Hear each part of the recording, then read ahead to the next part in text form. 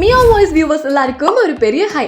நம்ம சேனலை நீங்கள் இன்னும் சப்ஸ்கிரைப் பண்ணாமல் இருக்கீங்களா? சப்ஸ்கிரைப் பண்ணிக்கோங்க. அப்போ தான் சூப்பரான எக்ஸைட்டிங்கான நியூஸை தொடர்ந்து பார்க்க முடியும். இன்னைக்கு நம்ம இந்த வீடியோவில் சமையல் அறையில் தினமுமே பயன்படுத்துகிற வெங்காயத்தை எப்படி இருந்தால் வாங்கலாம், எப்படி இருந்தால் வாங்கக்கூடாது அப்படிங்கிறத முழுமையாக பார்க்கலாம். அதில் முதலாவதாக வெங்காயத்தை வாங்கும்போது நல்லா அழுத்தி பார்த்து வாங்கணும். அப்படி அழுத்தும் போது அழுத்தமாக இருந்தது அப்படின்னா தாராளமாக வாங்கலாம். அப்படி இல்லை, அந்த வெங்காயத்தில் ஈரப்பதமாக இருக்குது, அழுத்தும் போது அழுந்தது அப்படின்னா அந்த வெங்காயம் அழுகின வெங்காயம் அப்படிங்கிறதுனால இதை தவிர்த்துடலாம். இது பெரும்பாலான தெரியும். இரண்டாவதா, வெங்காயத்துல சில வெங்காயங்கள்லாம் முளைச்சிருக்கும். அப்படி முளைச்சிருக்கிற வெங்காயத்தையும் வாங்க வேண்டாம். இதனால பிரச்சனைகள்லாம் ஏற்படுமான கிடையாது. அதுல ஊட்டச்சத்து இருக்கதான் செய்யுது. இருந்தாலுமே இந்த வெங்காயத்துல சமைக்கும் போது சுவை குறைவா இருக்கும் அப்படிங்கிறதுனால இந்த மாதிரியான வெங்காயங்களையும் வாங்க வேண்டாம். மூன்றாவதா சொல்ல போறது ரொம்பவே முக்கியமானது. சில வெங்காயங்கள்ல கருப்பு கலர்ல இருக்கும் இல்லையா, இந்த மாதிரியான வெங்காயங்களை வாங்க வேண்டாம். என்ன காரணம் அப்படின்னா, இந்த வெங்காயத்தை சமைச்சு சாப்பிடும் போது மியூக்கர் மைக்கோசிஸ் அப்படின்ற ஒரு பிரச்சனை ஏற்படும். இது மிகப்பெரிய பிரச்சனையா, இதனால பாதிப்பு ஏற்படுமா அப்படின்னா சின்ன சின்ன பாதிப்புகள்லாம் ஏற்படதான் செய்யும். இது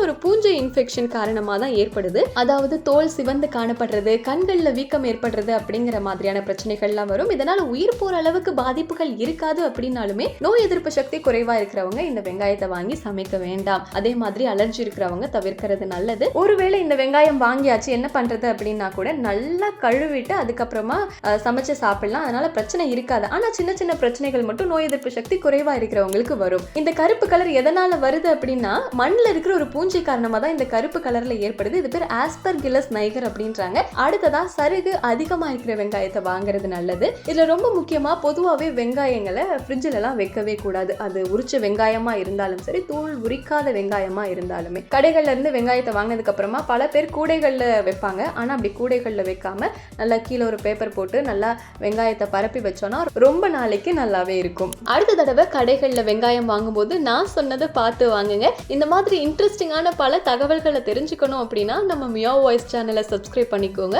அடுத்த ஒரு இன்ட்ரெஸ்டிங்கான வீடியோவில் உங்களை நான் மீட் பண்ணுறேன்.